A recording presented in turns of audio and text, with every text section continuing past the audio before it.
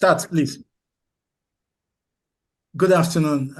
We are here to present a business analysis report on District Foods Nigeria Limited.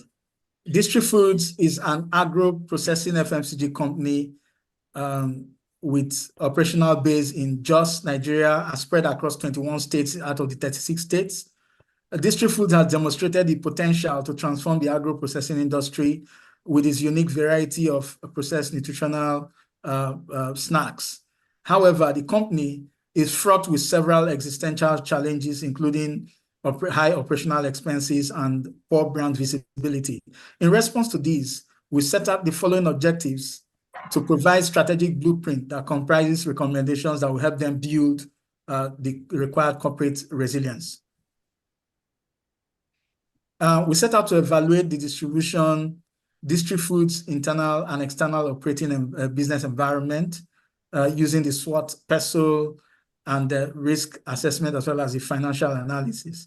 We want to analyze the strategies for helping them achieve 25% revenue growth, establish positive strategic insights on how to improve their net profit margin by 15% over the next 3 years. Then lastly, we evaluate the strategies for reducing high production costs by 10% in the first year and 35% in the third year. We carried a SWOT analysis on District Foods, and SWOT analysis is an analysis to show the internal and external factors affecting District Foods. Looking at the strengths of District Foods, you can see that they have experience in the FMCG sector for many years, and there's a strong product differentiation and the kind of product they bring to the market. And also looking at the weaknesses, you find out that there's a large aspect of dependency on external grants, and then there's limited distribution, there's poor media presence. And then looking forward at the opportunities of District Foods, there's a large market demand for healthy foods in the market, and there's also potentials for expansion and collaboration with different retail companies, and especially also in the areas of the establishment of farms to aid resilience, especially in the areas of peanuts buying. And then looking at the threats, you have them experiencing competition, price fluctuation in areas of supply chain, exchange rate volatility, sorry. And you also find out that there's a growing insecurity in the areas of their distribution, which has a way of influencing how they can scale distribution. And then we also carried out a pestle analysis. Pestle analysis looks at the external factors that affect District Food or can affect District Foods. P stands for the political.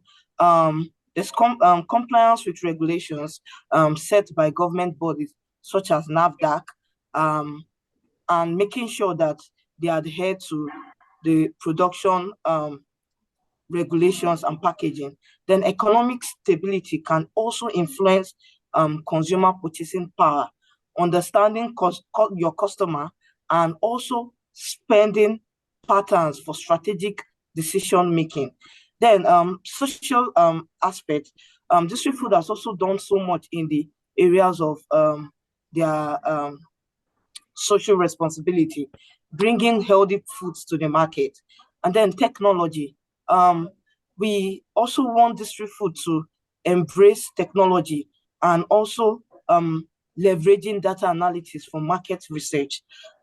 Looking also at the legal aspect, we also want District Foods to adhere to food safety regulations and labor laws to avoid legal issues, ensuring compliances and paying of tax and every legal processes involved. Then also looking at the environmental, implementing sustainable practices to enhance and ensure environmental footprint on district foods, adapting to the impact of climate change on agriculture.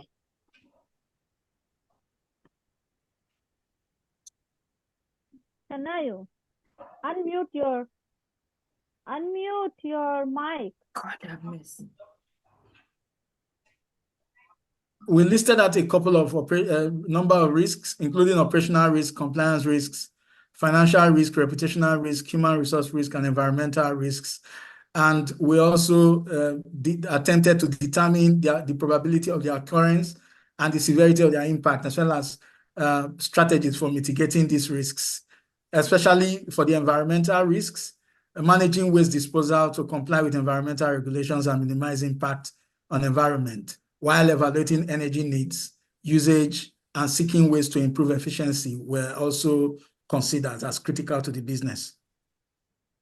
Okay, so we carried out a financial analysis of the data given to us by District Food.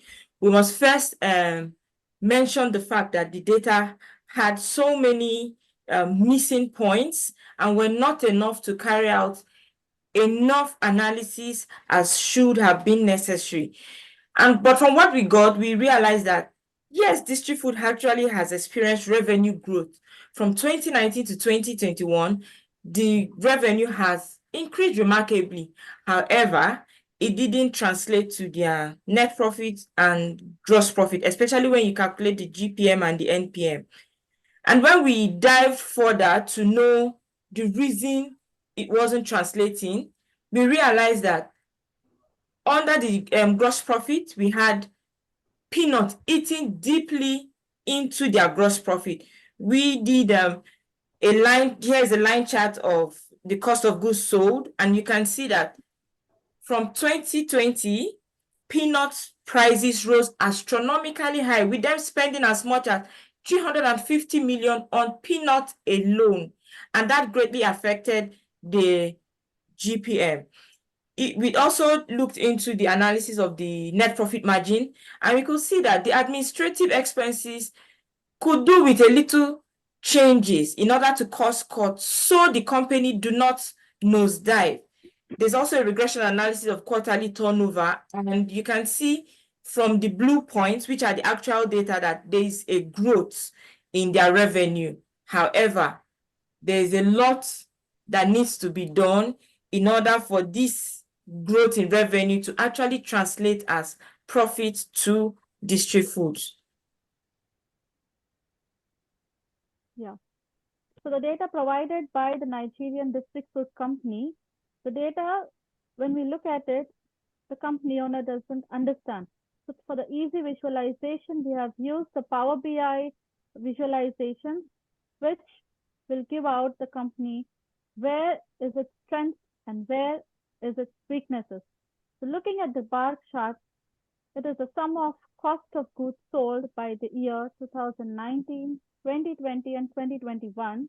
The colors over here represent some of other raw materials, blue color for some of packaging, some of peanuts, the transportation costs, the other direct costs, and factory wages.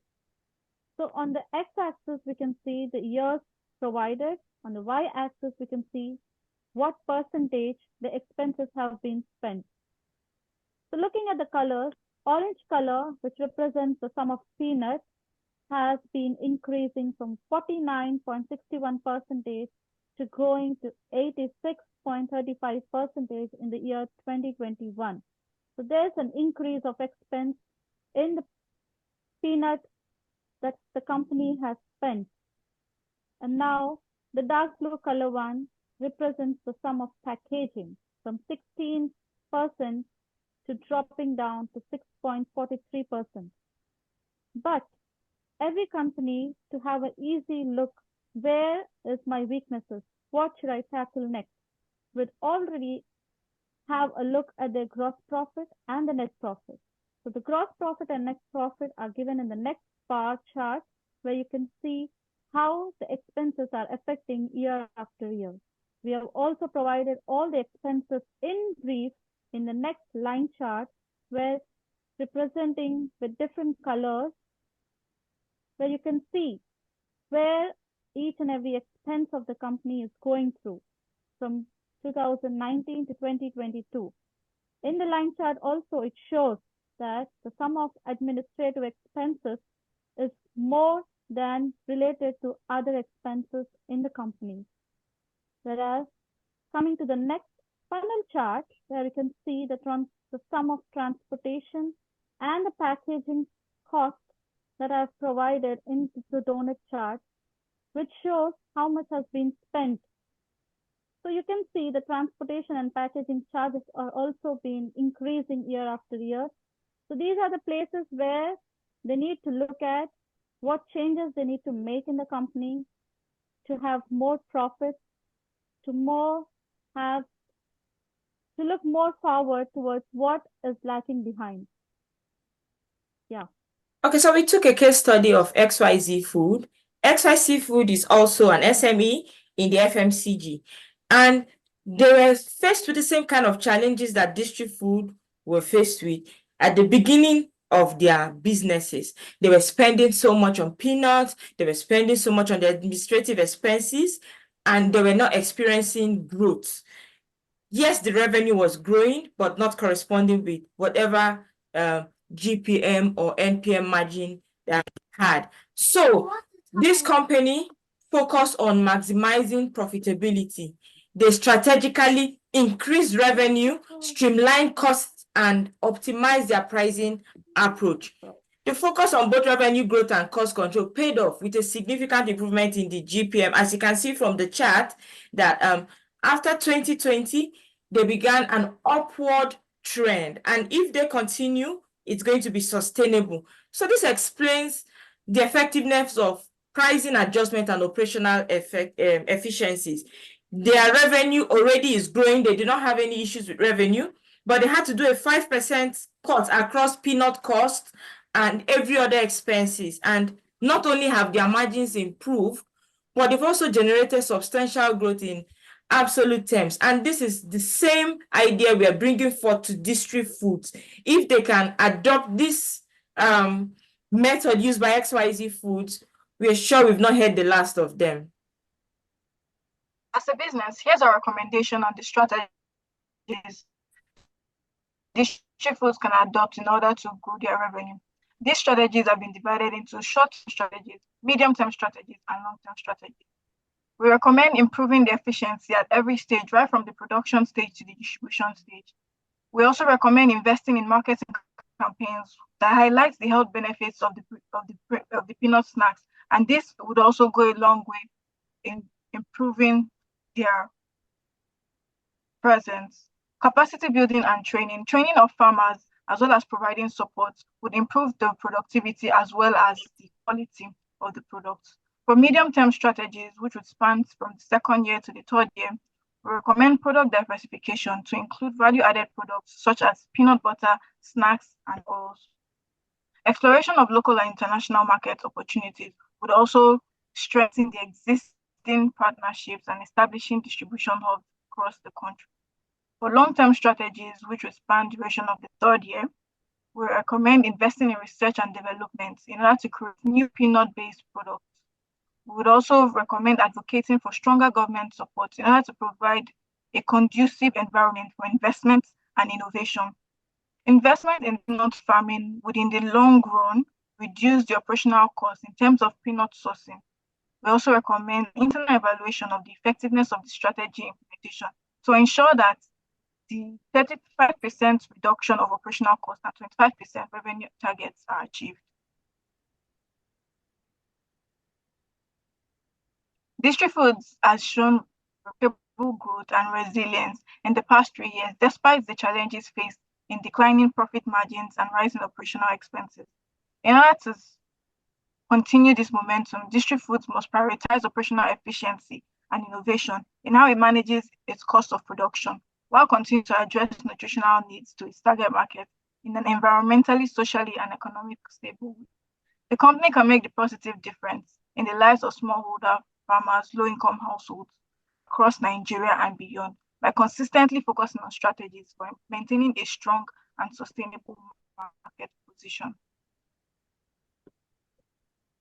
Thank you. Thank you. Thank you. Thank you.